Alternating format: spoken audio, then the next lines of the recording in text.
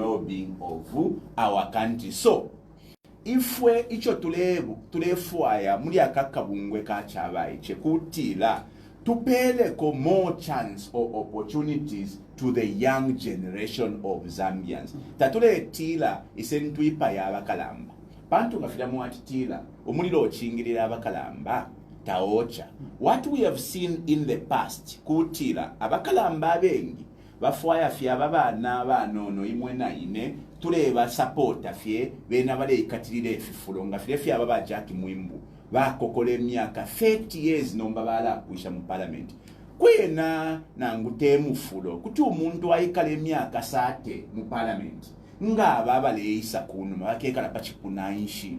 So ifufu tuletira mu cyaba cyekutira ili tukwete abakalamba abakolokita bala okufwa iseni nomba tuchite advance tuchite raise up a new generation set of leaders so that bali abamodi gatule bachita phase out bali abale fuma ponge finde muno kutira ba Jack Mwimbu bafure first bafuma ku mu parliament bashirako abana kukula pakutira babana kukula baye bale esambirira kuli ababene opotabala pokufwa. So we are not saying the movement for good governance is only strictly for abana abanono nabo abana abanono teba lyaba kutira ni 35 and below na imwe benenga mukwete myaka 40 mukwete 50 mukwete 55 kuli ifwe muli baiche abo tuletira bakalamba ni aba bakutira bakwete 60 ukuyapa mulu kwena bakalamba nabo bene tatuletira batamfyeni bantu tulefu akali akamfuko mfuke kamano bakwata babe mupepi tule bachita consult mukutontonkanya kwesu inshitana ifike ya kutira. The old generation must stay here and be able to pass on their experience and knowledge to the younger generation. Now, the setup of politics in Zambia is that abakalamba tabafuayo kwimya abana abanono kwamba okubasambirisha. Ero amaka yama politics efo yaba ngoli mwano munono tabaka kupele on silver platter. Kano we mwine waibika ponge ngefine bondi chilangiriro. Ilio ba PF pate yo na afuile okupanga batira we boli mwana omunono tatule fuaye obe MP nebo na atira bane ichikalika pansa kamusumba wa bwali na atira kanshi kanje njukuli omushi na ya imini na independent na shuka na wina na sanga bakalamba epo bali nokwa kuya mukulomba kwa mano tulamukulomba kuli ababene. Lero cho tumwene chakutira abakalamba abengi abali mu politics selfishness na ichiramu tabali willing to let or leave room for the young generation. Fidacha kale bakaunda chirangiriro chikalamba sana nga mwamona bali abaishire teke chalo balupia banda bakaunda batumine balupia banda into the foreign service mukubasambirisha obutungulushi when he was only 18 years. How many politicians today are able to groom young people at that age? Bakaunda batumine ba Venon Mwanga mu foreign service mukubasambirisha obutungulushi at the age of 17. Busheni bani ntungulushi lelo ishiri ready to groom young people at that age. Now, if the old generation are not prepared to pass on the baton, ngafiliali ulubiro lwali lwaba wapela kwa banobe ukupela kwa bana banono twambye okushita groom the young generation. If the old generation politicians are not prepared, here we are saying time has come for the young people now to arise. I know it is very scary for young people because you know, there are so many disadvantages, but we have got the biggest strength as young people because ama numbers forever akwata ni forever nakukula nangu the young generation, which is why that is our capital. Shintiro yesu ya kwebati ifwe nangu tatukwete mpia nga twaikolongania mailo tukabamutungulushi. Alright, Honorable, we have to go to the top of the hour, and when we come back, I'm sure we'll open phone lines so that listeners can come through and give us their contributions, comments, and questions for the Honorable Member of Parliament from Kana, who is in the studios with us. We will be back shortly. Stay tuned.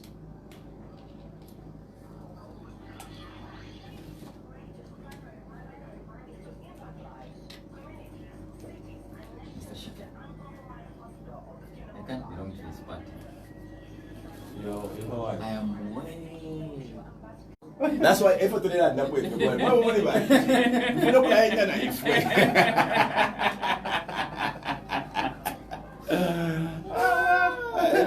agamba ne Kongo kuti landa utushabatishiwa mani bakola.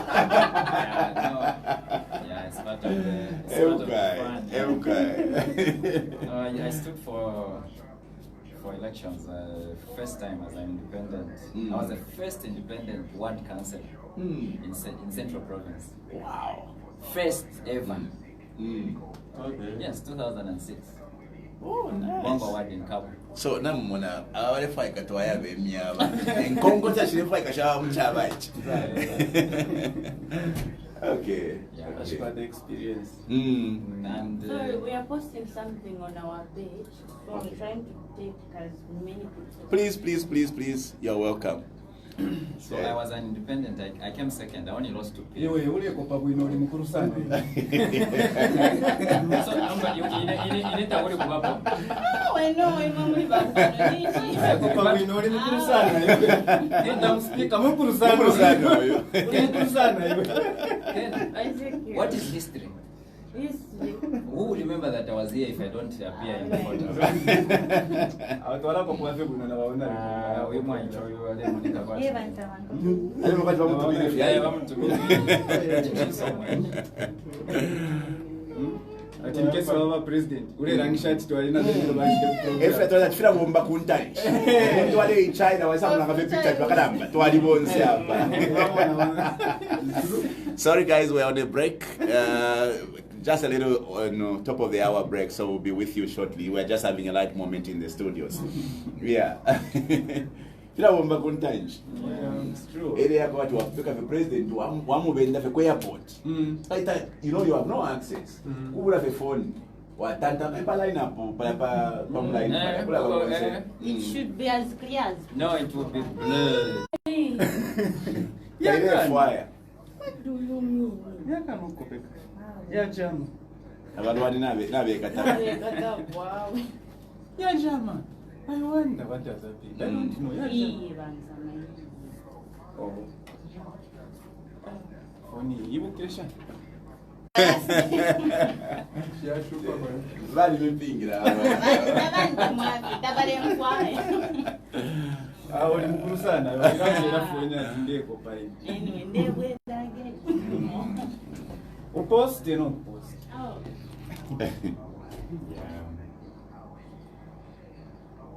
Oni mbigre kwa flight. Wachamba the program ambo kutumama phone. I want to introduce. So ni mbika pa flight na phone. Started the program, so he's asking, Okay. joining. Okay. Mwa kata kutumatala talo. Tupapangire this. Ila ni Kenya ya Basati. Oh. Utule munekotu. Ila ni link nga abanesu tabala panga ko. But the next year. Okay. It's dismissed. Yes. The sessions. Yes, he has dismissed saying no such report has been This made shit, to any police. because the But reports you are the police. one who brought and rude cadres. This shit. This shit commission, no.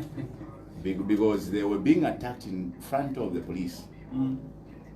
And the reports are at the police.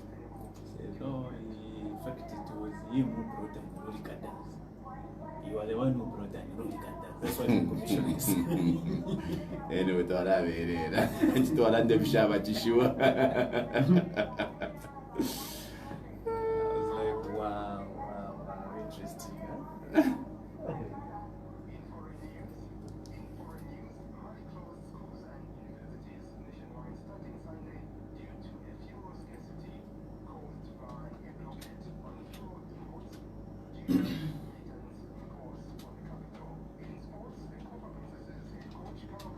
How's the fuel situation in Kapero?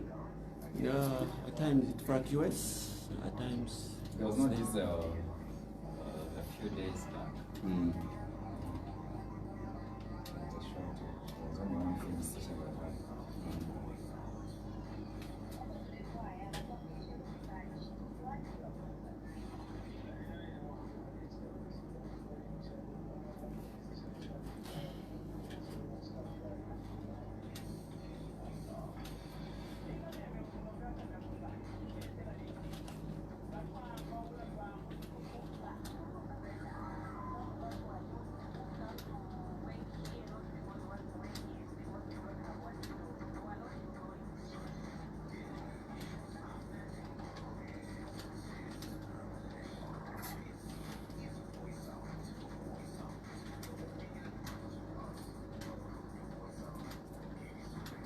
Okay, so Banyondo, you start. We can. Okay, thank you. Thank you very much. Oh, And I'll give you a sign. oh, good. Okay, thank you so much. This is Voice It Out, the Tuesday edition. Others will say Tuesday edition, the 29th of 28th. of I'm so fast. You are rushing. I know it's rain season. I want my crops to be buried. Indeed. Yeah, indeed. This is the Tuesday edition, and we are hosting today a very special guest. And we are so glad that we are back on the second segment. We are transmitting to Mumbwa, Chiwombo, Kaplimpo, Shingabwe, Mkushi, Rwano, Chisamba, Serenje, Chitambo. Part of Copper Belt, we have part of Ndola, Luansha, Fwanyama, and other places. Of course, I know the others, my colleague will tell us which other Zeno and Garden we are. So initially, those of the listeners who are outside local radios, they can actually log on to our website, which is www.kbcfm.co.zm, or perhaps they can go to Zeno as well as Radio Garden and search for KBC Radio 98.8 FM. When you're searching for KBC Radio, please make sure to include 98.8 FM, and then you'll be able to catch us louder and clear. If you just type KBC Radio, there are a lot of KBC radios in other countries, so please you make sure that you put 98.8 FM and you'll be able to catch us louder and clear. Indeed, it is the Tuesday edition of our Voice It Out, and in the studios we are joined by Honorable Binwell Mpundu, who is the Nkana Independent Member of Parliament, as well as the leader of the Movement for Good Governance, or simply put, Ichabache. And I am your presenter, Edward Insama, together with my colleague, my co-presenter, Mr. Ezekiel Nyondo. All right, and in the second segment, we have to open phone lines so that listeners can now come through and give us their contributions, comments, and questions for the Honorable Member of Parliament for Nkana. So remember, the numbers you are calling us on are 0973-954008, 0973-954008, or 0961-966366, and I will be picking at least a set of focus, and then I will be allowing our guests to respond to your calls. And make sure as you can, please be brief and straight to the point. The numbers once again is 0973-954008, or 0961-966366. Perhaps you can also send us a text message on the same numbers, that is 0973-954008, or 0961-966366, and it'll be joy for us to hear from you, our dear listeners.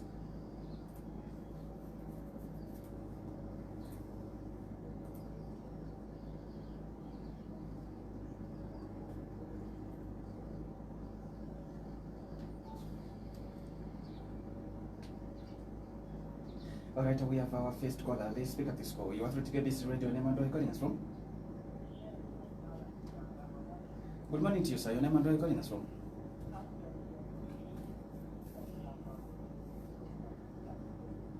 Mr. Sichamba in Indeke compound. Yes, I can go ahead. Thank you, Chamba Mabuka Shan Makalam.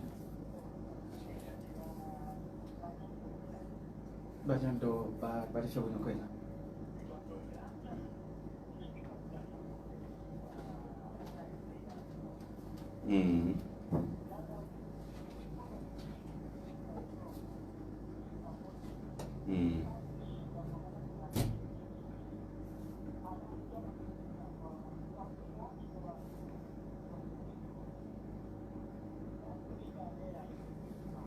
Thank you.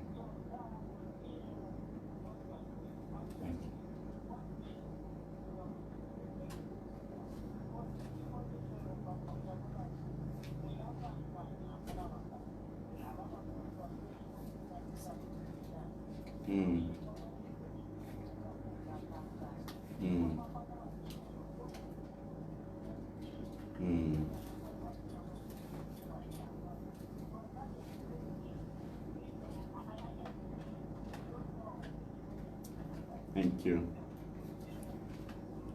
Thank you. Thank you very much. Thank you. Thank you. All right, thank you so much for coming through. Let's pick up this other call. You are through to KBC Radio. Name and where are you calling us from?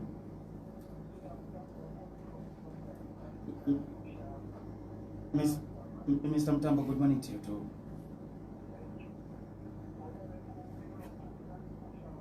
Nabu Kabakaramba Mtambo Mshan. Thank you.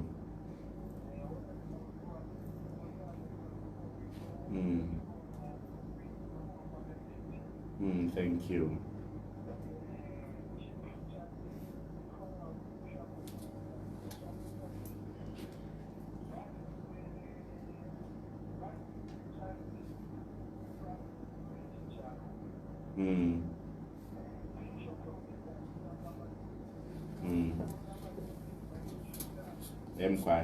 Mkwai.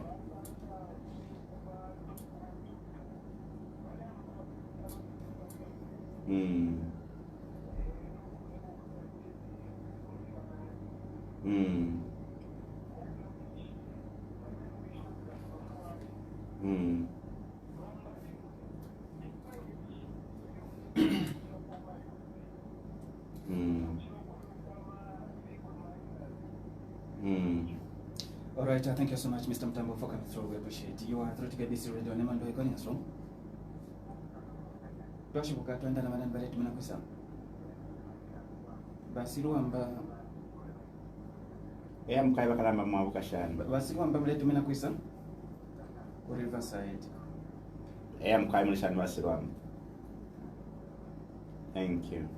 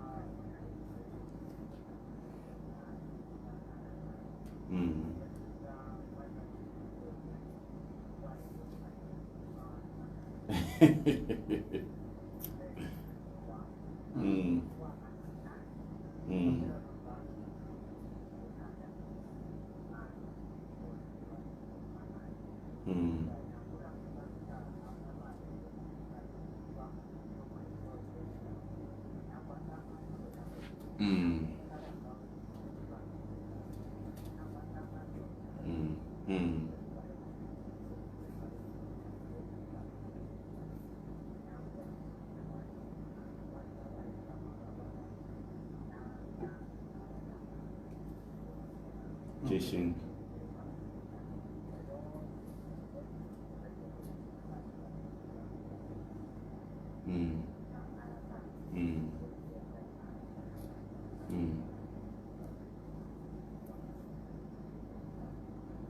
All right, umusondelela basiru amba. Thank you. All right, thank you so much for coming through. 0973954008 is the number. Or 0961966366 Mkwanishi Africa. Feel free to come through and give us your contributions as well as your comments.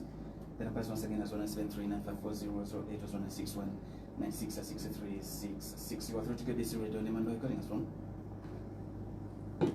Na bafika mkaitwa ndani manani bale tumena kusa. Hello, you are through to KBC Radio. Name and where you're calling us from? Balanti sheko mkwaive kati sheko ishi wetu andala manani bale tumena kusa. Ba Evans ku Riverside. Mkwaiva Evans.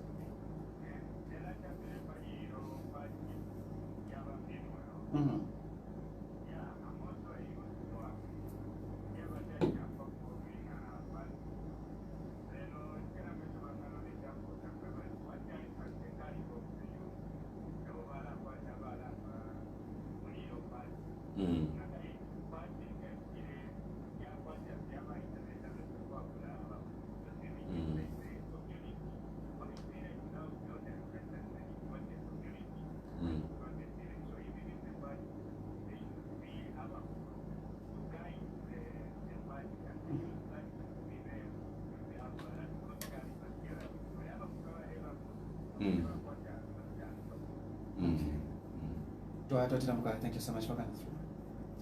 All right, so we've four calls. You can respond. We'll start with Basichamba in Indeke.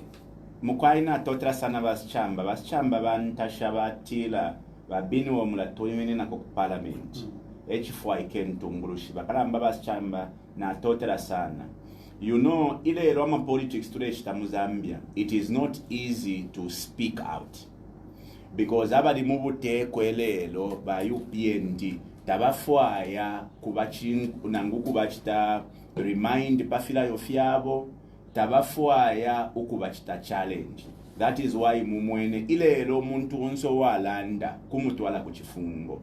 bengi abanesu abo bengishe kufifungo abengi abanesu ababutwike mu kyalo kyabo mulandu wakweba the justice system has been weaponized for the government of the day to start antagonizing all those who are opposing to their leadership.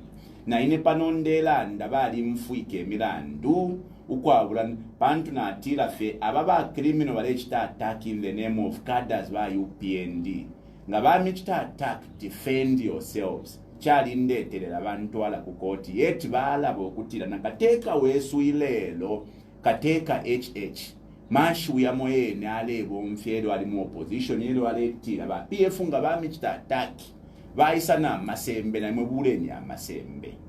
Obvious mwali teta na chaberenga message hapa na wale banga provincial chairman nga bamichita attack ba PF defend yourselves and attack them with full force.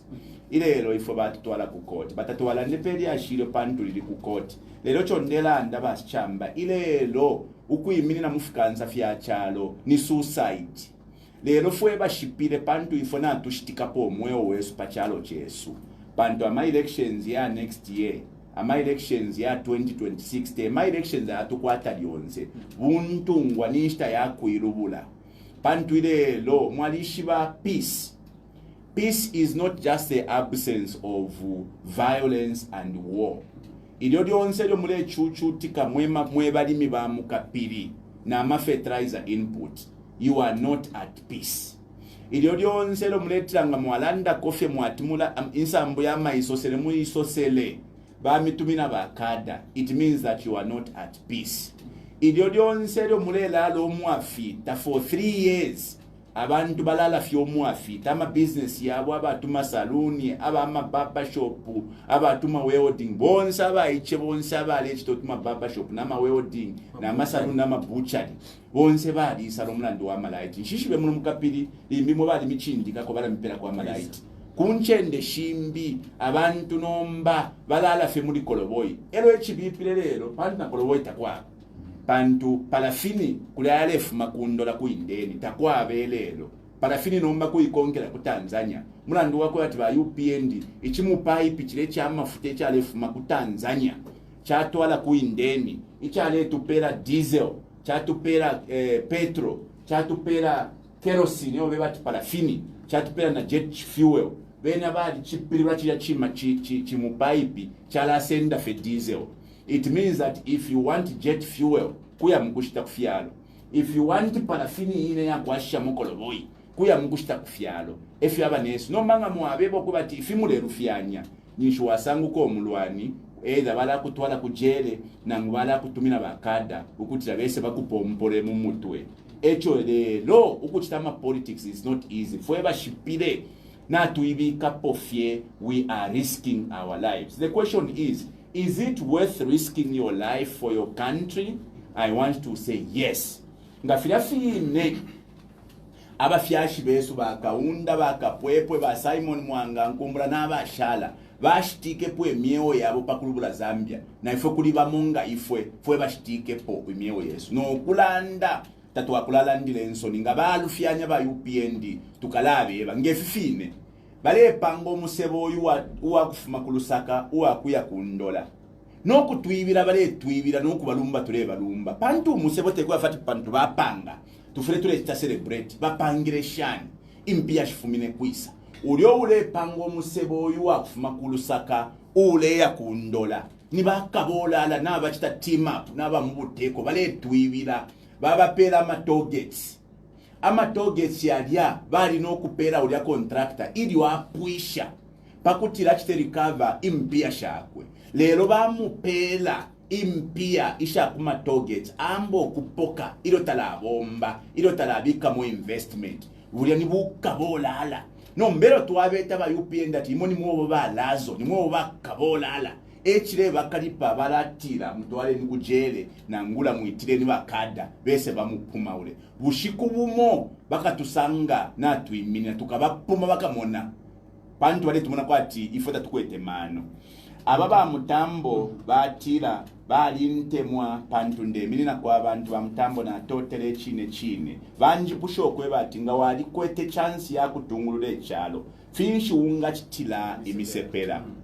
Imisepela shesu if you shilekabira number 1 maskulu. We will not take away if you are UPND at free education. We are going to continue, but we are going to make it free. Pantwile lo takuli free education idabale miwepa. Free education means aba fyashi tabale pose mpia pakutwala abana babo ku maskulu. No manga mwayipusha lero bangosa wesu banyondo. Bushaba aba fyashi tabale lipire mpia bale lipira pantwile onsero munetwala omwana weskulu mufure mwashita amabuku. Mufure mwashite nsapato. Mwashita ama uniform. Mufure mwalali pila na transport paku yafe ku skulu. Ile lo aba fyashi bale pila more than they used to pay mushita yaba PF. Ilio kwale bano kulipira kwa 200 kwa chape temu. Aba fyashi bale pose mpieshi nono. Ukuchida lelo ilio tukwete free education. So if we tukaleta what the true meaning of free education, which will be complemented by number 1 motivating aba fyashi besu bakafundisha.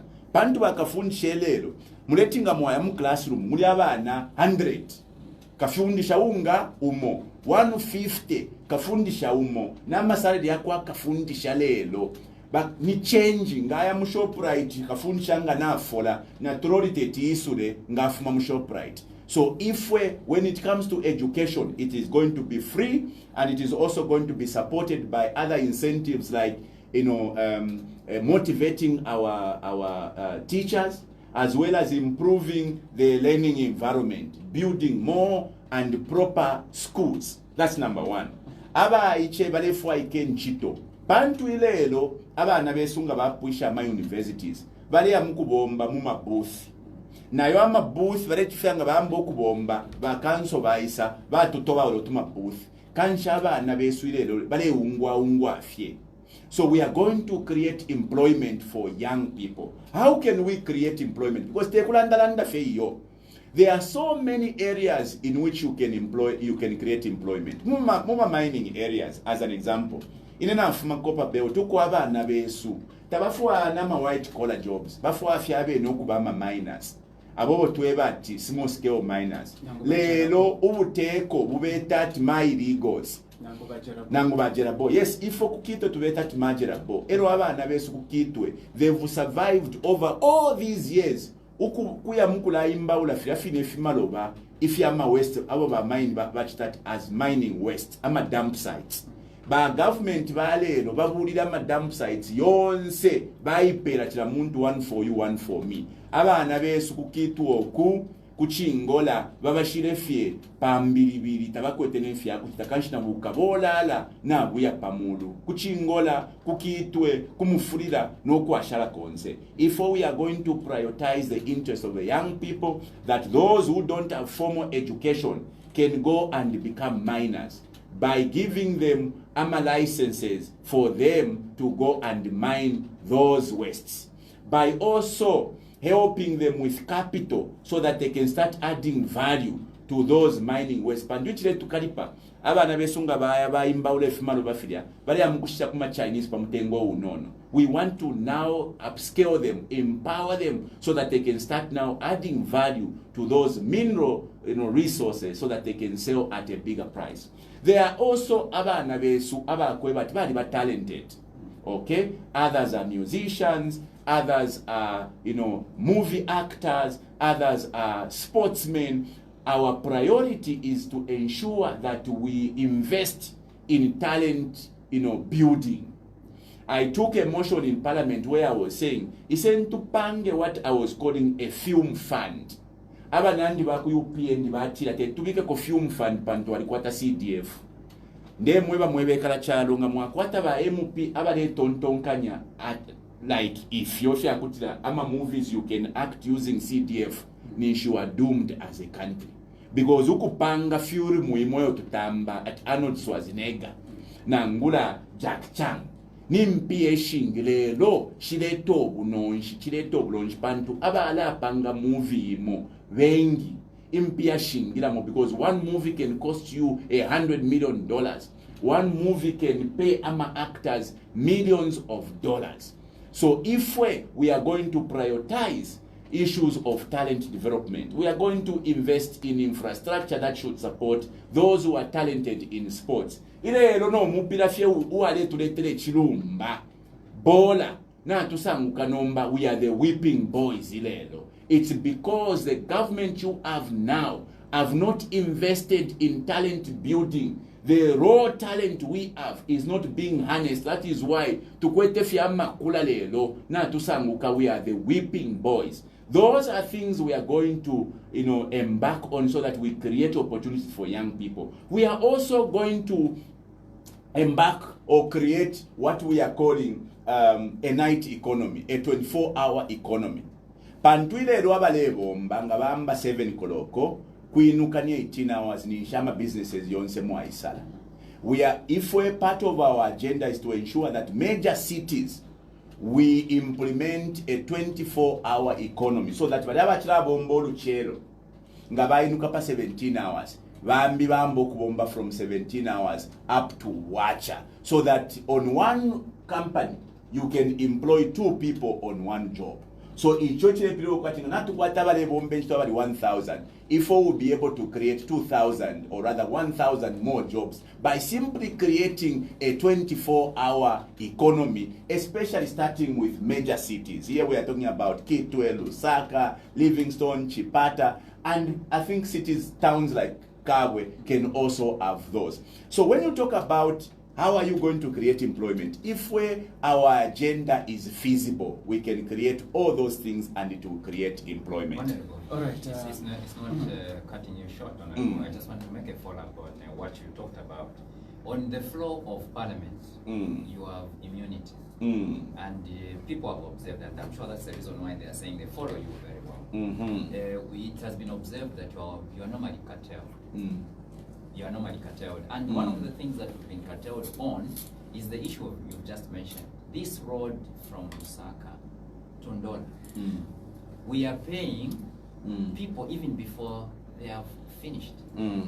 How are you going to convince so that you don't get implicated on the platform of parliament to make sure you make us know, one, who are the shareholders of the people that are building the road? Because the people of Kapirimposhi need this. Who are the owners of the company? Why is it that for the first time we have paid for something that hasn't been completed? Can you please make a comment quickly? I know bala butuka mkutira yo anjita defame yo alande fiabufi. That is why these issues, like the issue of the targets, I have even proposed a motion in parliament where we are going to discuss reversing that decision. Bulyo fiefia achitikapa matogets mwebale umfuako nibuka bolala ukutwibira palwangala katietie ukula twibira ture lumba no kulumba. People must fwebe na Zambia isentupose kwa amano kufile chitika muri kino cyaro tetimutile isentutote pantu batupangira omusebo yeti ninshuri omusebo bamibile fiempia shenu pakuti bapange babuteko batile twapera amatogets kuri uyule panga pakutira shire mpia kula apoka ku matogets akalebo mfya ukuchita maintain the old existing road ukufuma pano pakapiri ukuya kukabuoko muye mumpite mumusebo ulio wakale bushe bale chita maintain na ngwale pango wanyu kubomfye mpia shisa ishapa matogets bushete bukabolalo nibuka bolalo bwa kutila mwaisa mwaputilisha pantu ba UPN ni baputi ni ba mapiete mwatuputilisha obufi mwatila ishimpia to abaperesha pa matogets bala mukula chita maintain the old existing road kanshinishi chile mpia esho bala abomfya ukuya mukupangira ula wini omusebo wakale pantu nga mwapita tatu byukutali pano pene pano mwe muchecking pa musebo mwalasa nga tumusebo wanyu nabapangoku nabamba nokubomba ku musebo ulio wakale nabembaula they are doing the actual works using what money? The money from the targets. So nganafika kulusaka ndeya kuli bantu corruption to report this matter, because we as citizens can't just be sitting and complaining. We must be acting so that bulabushiku ngabafuma muteko ba UPND we are going to ask those who made this decision how did you make this reckless and corrupt decision where you store public money? Which is why I want to send an advice or a warning to the consortium, the micro washing. Whether mukaba kumulu nangu mukaba pachalo, nga bafuma ba UPND mubuteko, you are going to pay for all that money you are collecting on the targets because you are stealing. They are stealing from the citizens. Ichibipide imomwebe na Zambia bale mibira muayana mukuli at your ground ceremony. Ground-breaking ceremony. Muana mukula imbenyimbo. Ichibipide na mass students, educated young people from universities are paraded to go and sing praises when somebody is stealing from the poor people of Zambia. Because every time you are passing through that target, you are paying. Chirempia she, Mr. Jakwa shie, mukutwala ku fintu fimba, pangile kwe misebo shimbe, pantu muna mukapiri muno. Imisebo shari, tulaiko kuya mama famu. You in Kapiri are farmers by nature, in the outskirts. You need a government that gives you farming inputs. Tetimukwa FISIP program, iya kwatafia abantu bamobene, every year in, every year out. We need a farming policy that embraces everyone who wants to go into farming. FISIP ya kwatafia abantu bamobene over all these years. Meanwhile, they also want to go into farming. What we need is a government that spends money from those targets into empowering more people to go into farming. We don't want farmers that shares amameda ya fertilizer. And this government is boasting not what a bumper harvest without asking what are the troubles. If you go to Lukanga Kulia, kulukanga kuna muepushe fo bare chura ba kulukanga pari fertilizer baka na muma meda, and then you have FRA saying if pakuti mustishe amataba ya ko FRA first mutu pere ko 10 bags mulete 10 bags kuli ifo nomba 10 bags ala fumya kwiso omuntu ilio mwamupele fertilizer yo bale akana muma meda. The money we are spending from the targets, from targets, instead of putting in the pockets of those Chinese who I know are sharing with some government officials, that money must go towards farmers so that we increase the beneficiaries of the FISIP program, so that Kapiri becomes a hub for giving us our staple food. So Bakalamba, I know people are protected, but I can guarantee you, kwambelelo, I am going to take this matter to the anti-corruption so that that decision, is it normal? Because in a normal country, you can't make that decision. Where mule ibila abantu, paluangala katiete, paluakasuaka tandemono, na abantu bamo mulanduwa kubulilo kwa mano, bale mirumba, abobeba tama pressing us. I think as a country, we must be ashamed that we are allowing ourselves to be in a situation where those in power can make decisions where we are losing money, which money is not going to better our lives, the money is going into their own pockets. Alright, Basilwamba from Arifas. Basilwamba batila ilio twaleta kakabungwe kachabaite tusankanye kona bakalamba. Pantu ubutungulushi TH, and I want to agree totally with Basilwamba. Chachine ubutungulushi te chimo te miaka nga mwamona ubutungulushi bwa bufumu umwana afyalwa aishibikatu ni Prince Charles akabe mfumu bambo kumusambirisha okube mfumu ifya kwende fya kulande fya kufuala icho tatwa kwata muma politics yesu kwambo kufunda abana mu butungulushi ale fyalwa mwambo kula mushita groom to become a leader. What this movement is doing is to groom young Zambians into leadership.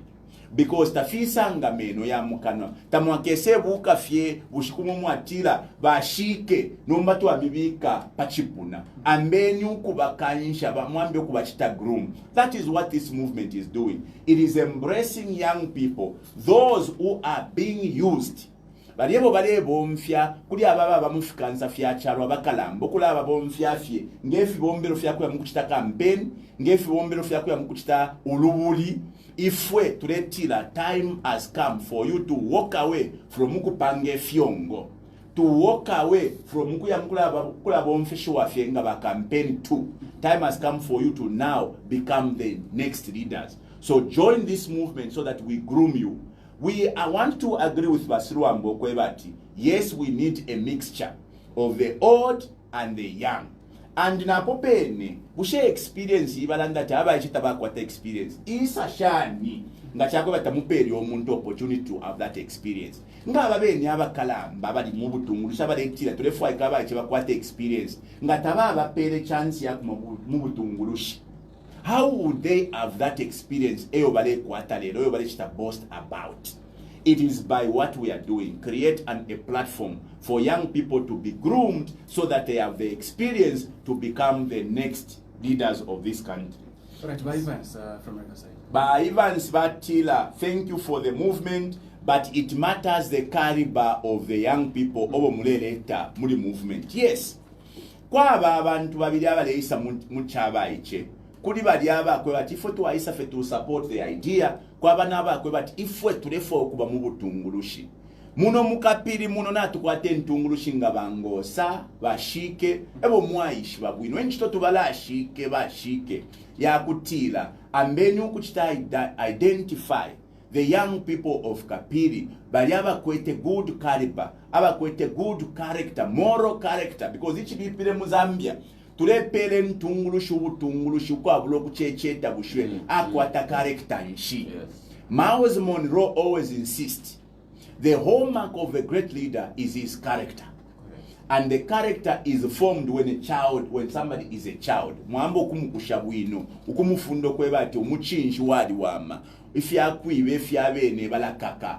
Yalaye ni amafunde ya batufunda kubwa iche. They are forming a character ya muntu. So when people are coming to ask you to vote for them, ngefine ba Binwell bale foko ba president. Ipusheni abe na kito, bushe ba Binwell ba kwata character nshi. Busheni ba kabola loko ba fuma, busheni ba mumbi munda. All those things will now help you decide whether it is worth giving an opportunity to this person. Unlike to amwena femu campaign, pandwa isa nechisungu ichisuma. Aisa na manifesto ama 10-point plan ya ishine ba UPND muatira papeni hapa epo tuwasanga bangeri ero kanshi tamuache chete character yabo bantunshi ilo mwabapela makanomba ero bayisokolola ubulwani bakwata ubwakula fyenga abantu. Injustices all over this country. Nefia fisame fia corruption fia sokoloka elo bala mibi na parwangala kachete noku balumba muleba lumba. It is important that the people we are pushing into leadership are people of good character and have got caliber. So ninchito yaba abantu beso tukwete mukapiri abali mu butungulushi bwachaba iche to ensure that not every Jim and Jack is given a leadership position. We assess those who are coming forward. Baleo tuwala pere froni bada bakwe bataba na bakwata kwembela isuma pantu mumwine emu alafu mentungulu shachalo mwebo bushita mule kumbwa mwebe na Kapiri tamule kumbwa efire ekisika kufyalo fimbi uko abana nono bengile mu butungulu. I want to give an example of Burkina Faso.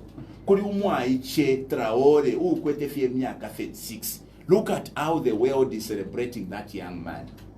There's nothing special about that young man called Traore. Traore atemwafie chalo chakwe. Traore alikuwa tomutima waku temwa abantu. Everything he's doing is about the people and not himself. Ba pusana kone ntungulushi mukwetelelo. Abo abachita focus on their pockets and not the people's stomachs and the people's pockets. Tamule kumbwe filechika muboswana. Umomuli utuba icho tukwete miaka 26, 27, 29 etuli ama ministers nishi murefu aida mu Zambia tule kwata feba minister ba kutira ba stuck to the formulas of 19 pendef kondonga ba musokotwani bushe mulenje bati economy kuti aya pamulu ama formula bale bomfya yala yeni aya mu 1972. You need the young minds who are alive to the opportunities of the now times. You can't have in this day and age a leader who says social media is evil. We need to transform this social media into a tool that young people can use to earn a living. where you are not able to provide employment to the young people, the internet, social media can be an opportunity for young people to earn a living. Honorable, before we go to the people, this is the people's program. I'd like you to comment. As you were explaining, you brought out something that is cardinal. In your own words, are we living as one Zambia, one nation? Why I'm asking you this question is that we know the names that are being floated in a lot of issues around the economy, around the private sector. Can you please highlight to us, are we living on one Zambia, one nation? Ichabipa muri kino kyalo umwenso wali twikata twalisanguka fira twaleba kubwa chati nfwe bambuli mataba nga tule muri ekintu kirebipa tulefira okukisonda mwamona ulya wa umukalamba wa nchito bamukita rekoda letira inchito tukala pera fye aba bonse mwaisana na patuno abantu muleti nokwe batinga twamweba tu apanga tribalism ulya bala tweba tu we are the ones who are tribal. There is a lot of tribalism in this country. Ukupatulula kwa mitundu inchi twelelo pakuingira kano uli umomuni bene. You are part of the UPND. Otherwise, if you don't subscribe to UPND, tawakengire nchito public service, tawakengire nchito mkwasa government institutions, you will not even be promoted. Nganiwe teacher, nganiwe kapokola, nganiwe nasi, tabaka kuchite promote, ukekarafe pamupele nangu walikuwa TFP. For as long as you are not of the UPND. Efilechitika ilelo. Alelelo na tupatulukana pamutundu, which is why this movement is saying we cannot pretend anymore. Pantu ichalo chila lepuka pakati ngachako batamuchitire handle issues of regionalism, ukupatulula kwa ma regions, na tribalism, ukupatulula kwa mitundu. Finonga na mfei nefe registration yama voters. By the way, nsuminisheni ndombe kuli ba youth ba mukapiri, ba youth in the surrounding areas. Lembe sheni unkuvota pantu maka yenu. Ngata mkwete akatupaka ya NRC and voters, you are nothing. Tamukwete maka, you are not true citizens.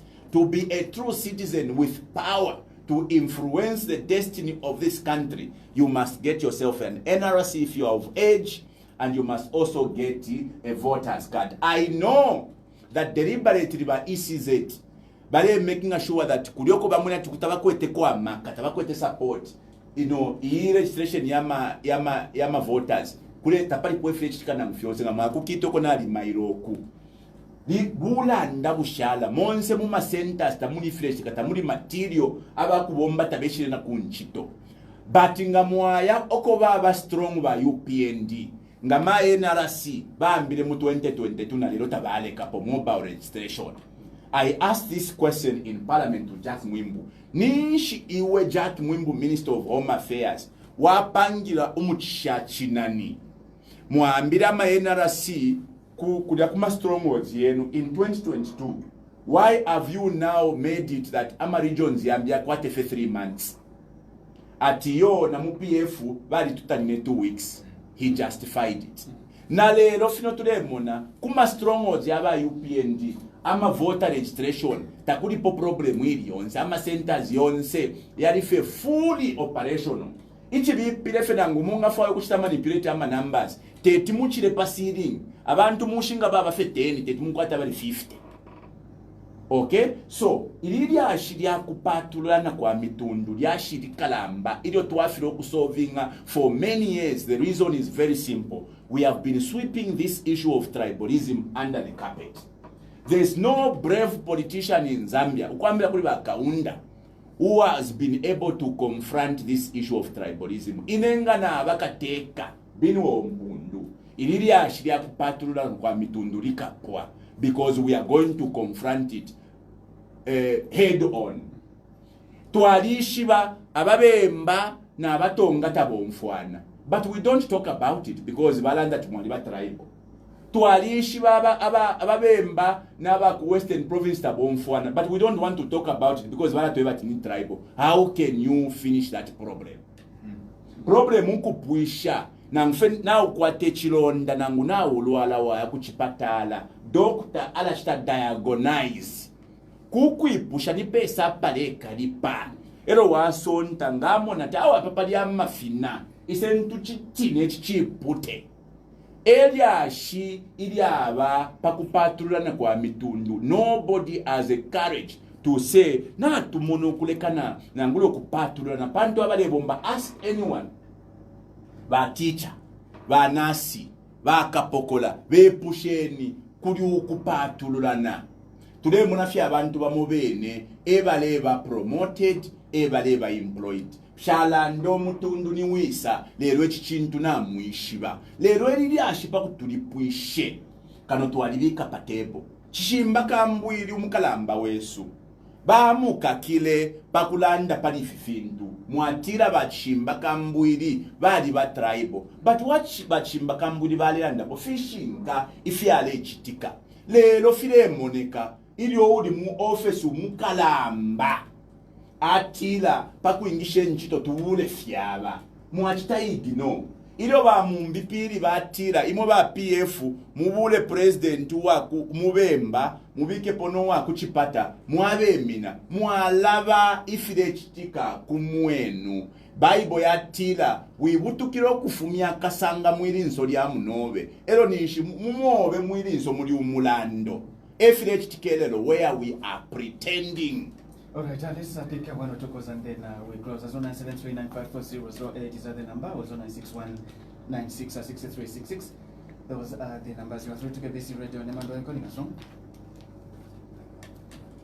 You are through to KBC Radio. Nemando, calling us from? Your Nemando, calling us from? Tabuka Febino, Tanda Lavanan Veret Minakwisa. Your Nemando, calling us from? Tuabuka Febino, you can buy it Wakasamata. Nabu Kabakalamba Mabukashan.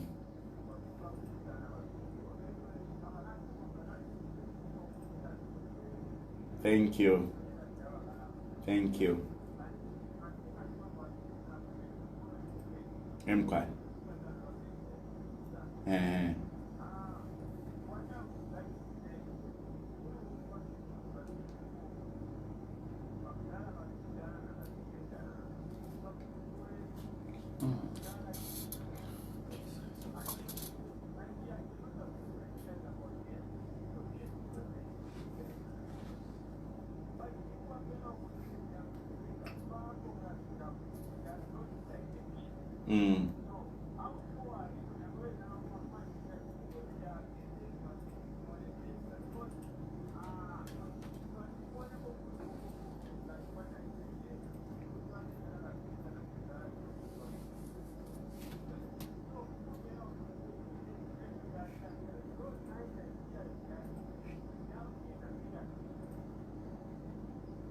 All right, Tottenham Choir, thank you so much for coming through. Let me pick this call. You are through to KBC Radio. Nemando, are you calling us from? You are through to KBC Radio. Nemando, are you calling us from? Bahe katishe kweshi wumka hini bana nibare tumina kwesa. Tuwabuka Febino, tuenda na bana nibare tumina kwesa. Ba Devi Mwewa. Comrade Henry Mwewa, mule tumina kwesa. Turn off. Empire. Nabo mbaba mwe bamurishana.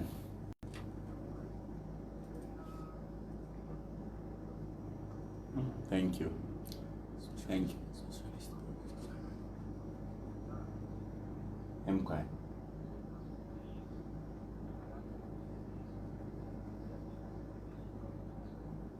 Bango flanye kwa kashitata kali na iPhone kwa hii.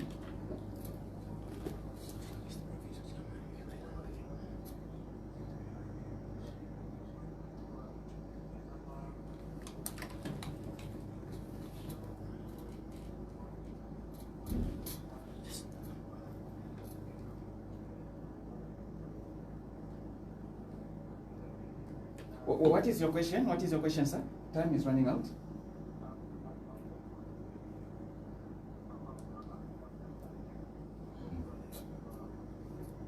Okay, thank you so much for coming through. You are through to KBC Radio. Name and where calling us from? Mkoa Bamsonda.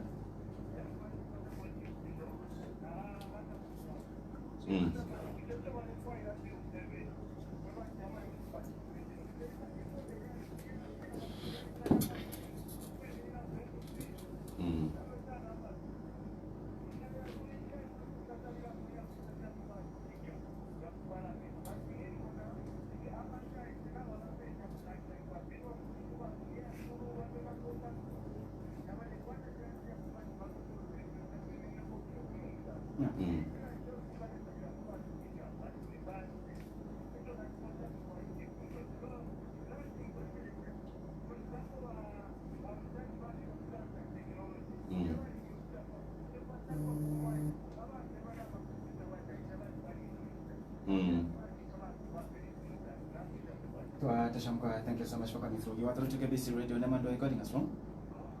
Your name and where calling us from? Dennis from Mpundu. Kulishan Mpundu. Babomba Mpundu mulishani. Dennis.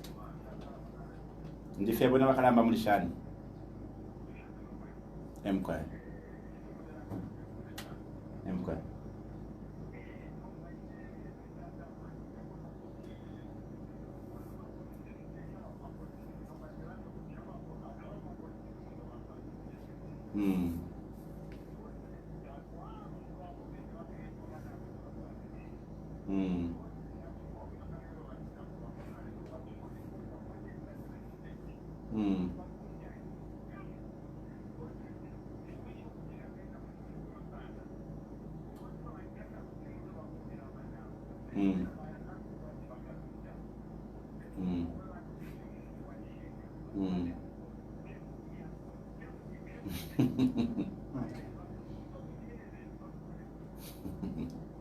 Okay, thank you so much for coming through. Right, okay, let's start with the last one.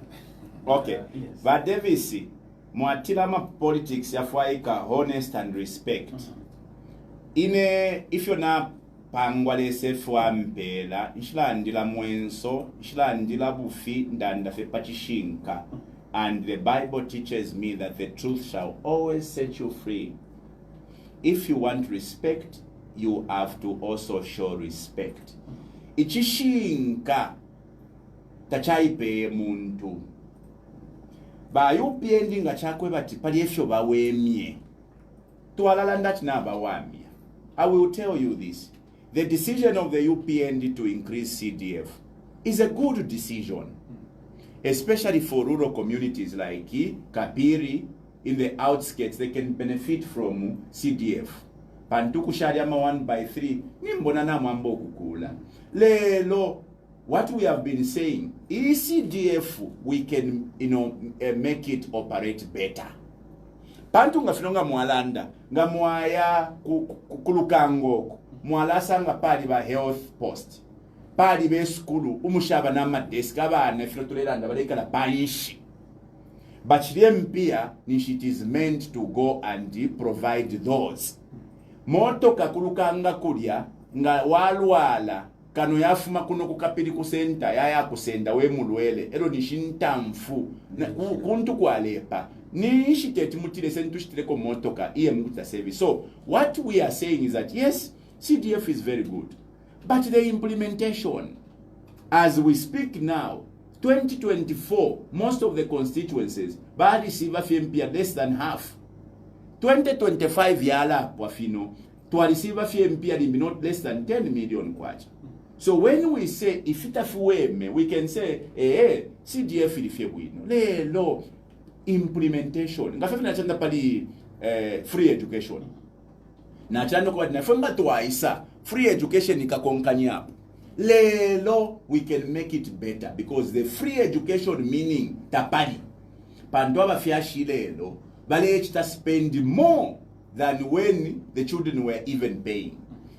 Tatwa tashefintu ifishiweme, otherwise twalasanguka bachinda nkulambule. nangula ba mushani na bwali ine na alikano kuba mushani na bwali nangu chindakula mbuleba Davis ine ntasha ifile moneka mwalale kashani ntashe abantu bapanga omusebo na uwamo omusebo but nishibale tuibila nishi nalata shaba Davis ni mirondolo ireko bale mibira pakumipangiro omusebo bale mibira fish twalata sha awe ine ba Davis nakana nshitasha ichilubene ntasha ichiweme na lata shashani ubuteko bwakutira omuntu onso walanda kuya mukumubika mu kifungo nibange bo mwala kaka ulya nakachinda bakakiro mukalamba wesu bamukakile pali the defamation of the president ilwefunde ilyo twafumisheko mu parliament mu 2022 baletira yo bantu apangire omulandu ilyo tatulafumya kwefunde apangire uli omulandu tatulafumya kwefunde lelo ilyo balepingula lelo tapali ifunde lilya. So where are you basing your judgment on? Because lilefunde muleka kilapo omuntu tapali the defamation of the president yalifuma from 2022. So mumukakile pefunde nshi because lilefunde tapaba Munia Zulu apanga statements atira yoba musokotwani baliliremo lero ida statement yes it is a mulandu panto ali flokta justify lero ida statement apangile mu parliament muliomo batupela immunity bali tukava chonse cho walanda ngoli ku parliament whether uli kulioko tusenda maku parliament moteo na nguli fie mulukungu lwa parliament bali kano ko bachonze cho walanda taufile okutwalisha ku court lero Munia Zulu ali mujele pamashiwala ndire ninshali muliomo ifunde lya muchingira mulefu atwambye okulumba abantu baifyo kwena abakwata olufyengo. Martin Luther King says ngamwamuno olufyengo lwekika pa muntu muneno muchita pretend because lyo lufyengo lukafuma palya lukesa pali imwe abakuchipata nangu bashishita bali kwate ensosero yakutira ngamwamone nkalamu yaisa mumushiyali omuntu wapena muikala mulelumba tipantula omuntu wapena mairo ilyenkalamu ikabwera ikalya na umbi wapena inkalamu ilya ikapoku lya bonse abapena ikesa kubatunduru pantu ikakwata stiumo insala. That is what injustice is. When you see an injustice being committed on somebody, it calls for worry because that injustice will move from that person to the next person. Ababa mwewa batila isentwikatani. Yes, Comrade Mwewa, I want to agree with you. Time has come for the Zambian people to unite. More importantly, time has come for the young Zambians to unite. Because Nobuntu Ngwatu apokele mu 1964, it took the young Zambians, KK and the team, to unite to fight the colonial masters. Inshita yaba youth ukuima na yisalelo ukuikatana across all political parties. That is why we've created this movement, the movement for good governance. Filafia imineba MMD bapanga the movement for multi-party democracy. Na ifwebe nena tuima tuatila the movement for good governance. Panduichi lubene lelo mitekele governance lubene. So if fwebe na Zambia, fwebe anakukula of this generation, we are saying time has come to arise and unite. So it doesn't matter whether you are from UNIP, you are from PF, you are from NAREP, you are from Socialist. There is a vehicle we have created where we, the young generation, are now uniting for the common purpose to ensure that we liberate this country in 2026. Because my elections are 2026, my Comrade Mwewa, my elections nga tukwata dionse, kuirubula. It is our second liberation struggle. Mwape musonda, waipusha watila, bushe ipi U7 bakoselele po. Baletita nukutila yotu lefo kupela ko chansi imisepela. Bushe misepela palilelo takwa befunde ili basapota and you are a very intelligent person iwe mwape musonda bali aba UPND bakwatisha fyobufi they deceive people beshile na balezembeleka abantu bamuzembeleka bana mayo awe ifo tulefa tuchinje urupapulo rwachalo bantu tulefa tubike ko bana mayo baye mu parliament bufi na lero line bana mayo nga chakwe bati ba HH balefo kwe bana mayo bayi mu parliament bana mayo ngemo baba chambira pali adoption. A political party that wants women to go into parliament can adopt more women. A political party that wants young people to go into parliament can adopt more young people. A political party that wants young people to participate in governance can go pantu a president wanashita nominate abali 8. Ninshi ba president HH tabashite kufe nominate nangu umo musepela pakubatwala ku parliament nokubapera kwekifulo. Ninshi ba president ba HH tababika fe mu cabinet nangu fe umo fe minister umusepela. Lelo after bafirwefi balaisa mukumizembeleka pantu bamona ma elections ali mupepi bamuno kwe bati pantu ba youth tabashupa twala bazembeleka fatawe twala bika kwa masits yenu ku parliament bufi bubela bo okay bubela bambamba bubela bwatama bakaonde basa kwikuyuka one day bakakwishiba pa bufi aba ba UPN chabipa kuli ba UPN tabakwa tansoni balabepa nokuseka baleseka nomba bali tudelela pantu ifwe tulamuna kuma bati ubufi balebepa bati tulelumba nokulumba ibi u7 bakoselele po baya twala kukota abantu kwe batawe procedure yabufi bakoti bashitaru kwe bati procedure kakonkeni fyalembwa mu lupapulo baleta ati yo technical committee. Ila technical committee kulabo kuyipera amafunde yakubombelamo ebo beba terms of reference nga mwabelenga ma terms of reference yali muli ba ebo bapere kuli ba technical committee bere bapera fya ma terms of reference to go and legitimize bill 7. By the way, bill 7 has not moved. It is still in parliament. It was just deferred. A deception tuleba ebufibwa bipisha kuli ba UPND ukula chita deceive abena Zambia kwa chita twakwata mano ilo koti ya chitreru kweba this is unconstitutional bill 7 tabai fumya bill 7 mu parliament bai chita fe defer bai lika pa shelf filia ba chitresa ibalo after bantu balanda bai chita defer bai fumya fe pa parliament mu pa floor bai lika pa shelf bakesa ibwesha filia fine ifibale chitaba UPND bapanga technical committee baipera ma terms of reference just to go and legitimize bill 7 because all the terms of reference are speaking to all the issues that are under bill 7. Ababantu bali tubelesha because nga bachite chili chonse tatuleba chita challenge bali abakalamba bachitira abali atikoje mtu walinda nakakireta bansama bachitila bakasamata bachitila mwema politicians kwali umowaleisa na magrafu ale imya no tupompa toa saladi nishita mulandire fiat ni ba HH abaleisa na grafu baletila ifo tukafumia light. In fact ba HH used to say ifo kuno kuzambia tatu akakwate polo shading mwa tusala ni shlo shading yapwa because kwa be fialo fimonga ku Dubai ifisha mona poemfula lero tabakwata load shedding nga ifwe ba kutira twali kwate fimana nga mwayoko nafuma kulwa pula kwa be chimane cho beba lwa pula yali kwata na capacity to produce 1000 megawatts ba PF ilo tabala afumapo bali ambele project ya kupanga nuclear power plant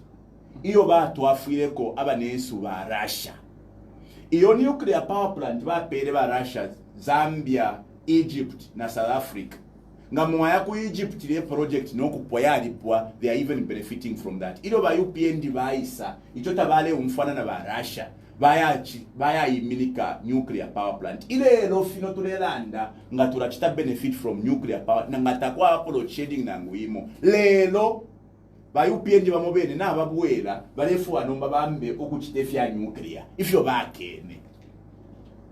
So kuti mwamono okutira ababantu niba amateur, they are novices, they simply read novels pali leadership tapali nangu chimwe cho baishiba no mbobu tungulishe fo bwaba. You don't have to be a superhuman being. There is no president na inewe ne Binwell nga na miebo kwa nalikwata ma solution kuli ma problems ya chalo nishindi wabu tetin kwate ama problems ya chalo chonse ine lelo ama solutions lelo ama solutions yaba mubantu kyaba kuntungurushinga iri receptive to ideas ba UPND problem bakwata ni bamano njikwatile tabomfa kufya abantu balebeba bantu finge fe twabeba twalibebere pali pipeline muipela mafuta kuli ba private sector 100%. The private sector temu nobe, they are not here to help the country, they are here to make money. You can't give an important section of your economy, the fuel subsector, muapela the private sector completely. Because what will happen, they will start manipulating the prices, ngefya achitika kuli agro fuel. Muamupela monopoly agro fuel to be running the pipeline. For 3 years, he was charging you 3 times. If you feel Zambia more, as this government acted, nothing. Okay? You can't jeopardize the lives and the economy of the country because of selfishness. So, ababa aleisa na makaculator, bale verenga fyo to buku, they are not practical. The difference between some of us and them is that if what we say to kula, muli system yabu teko. So when we say to kachitefi, we know it is doable. Ebu pusano muli pofie. If you mule umfuati, yo ama ideas mula kuatanga muli mu opposition. Nala mipela kunga fenatlanda 24-hour economy. How difficult or how strange is it to implement a 24-hour economy? It is not strange. All it needs is a bit of security, improvement in the areas where you want the economy to run 24/7. In fact, partially in some areas, there's a 24-hour economy. There are certain pharmacies, Namuakurusaka, Kukitwe, Kukapi, Kukabwe, there are pharmacies that operate 24 hours. Why can't we have food parlors or food courts operating 24 hours? If nightclubs are going to be operating 24 hours or overnight, why can't we have filling stations, or in fact filling stations operate 24 hours? Why can't we have tire fitting facilities working 24 hours? Why can't we have schools operating 24 hours? So that Barianga Bainuka, Bayakuskuru Bushiku. So is it difficult to operate at 24 hours? No. That is why, if for today and Dapo, these are things that are tangible. Bajera Bobesu, Abesu, Abachta depend on those mining dump sites. Is it difficult to give the mining licenses? No. Is it difficult to empower them with a little capital so that they buy Utuma equipment, so that process into copper concentrate? No. The monies are there at CEEC. Nation MP abale fresher, money cash for work. We can direct it to places where people can use it better.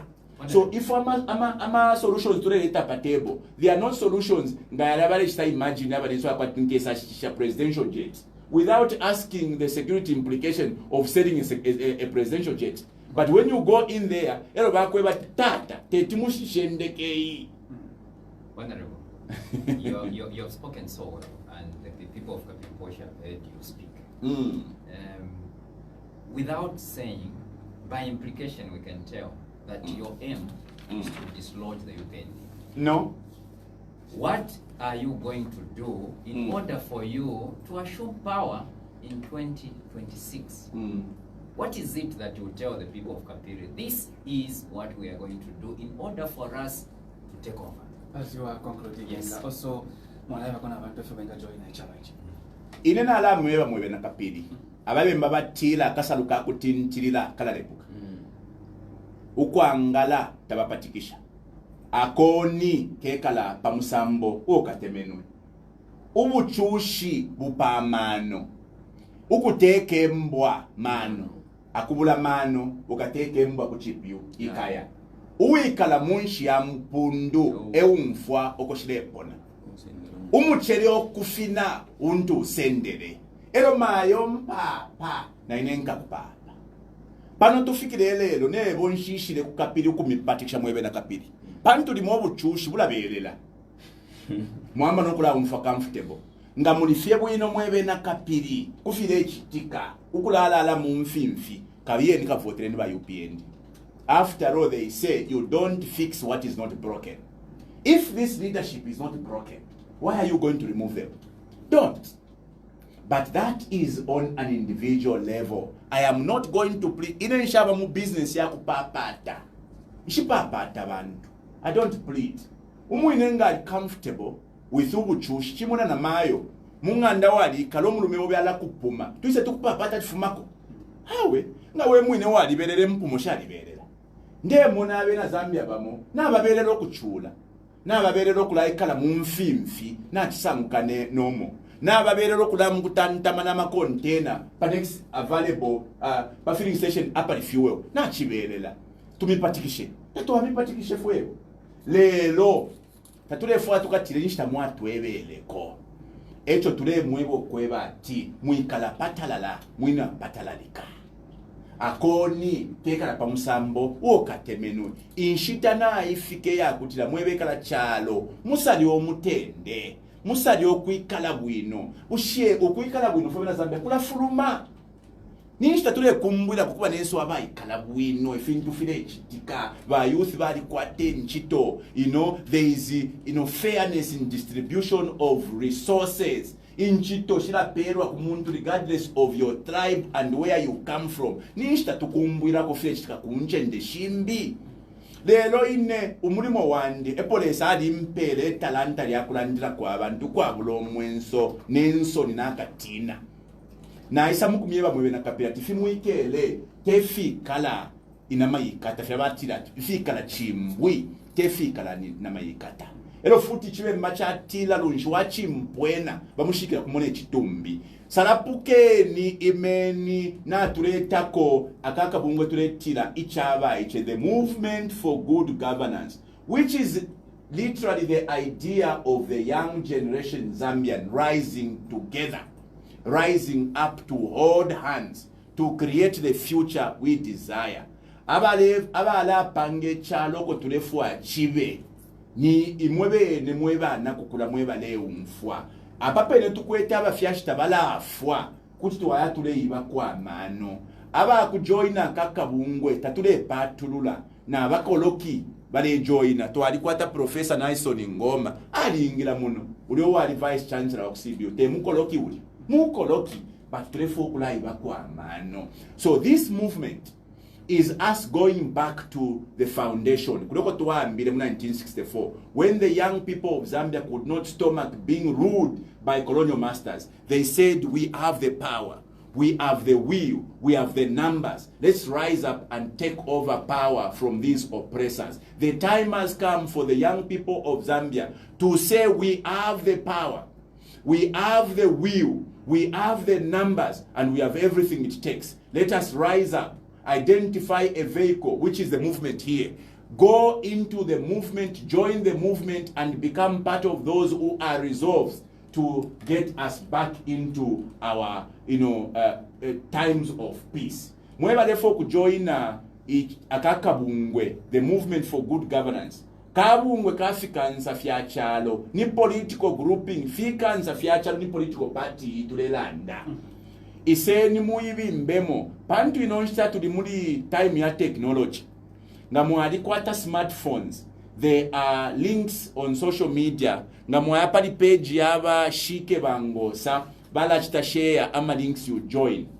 Then nga mrefu wa yoku ba registered member kabiye nife pa WhatsApp mutumineka message umunenu mulembe at www.ichabaiche.com nga mwatinika po chala miletera form ya kufilinga ile mipera na membership card. You become a member of the movement with a card. But those of you mweba lefwa yokunkonga na la pera namba yandi hapa. Ile namba yandi musange ni 0977 mweba le mfwako lembeni 0977 93 3155 0977 93 3155.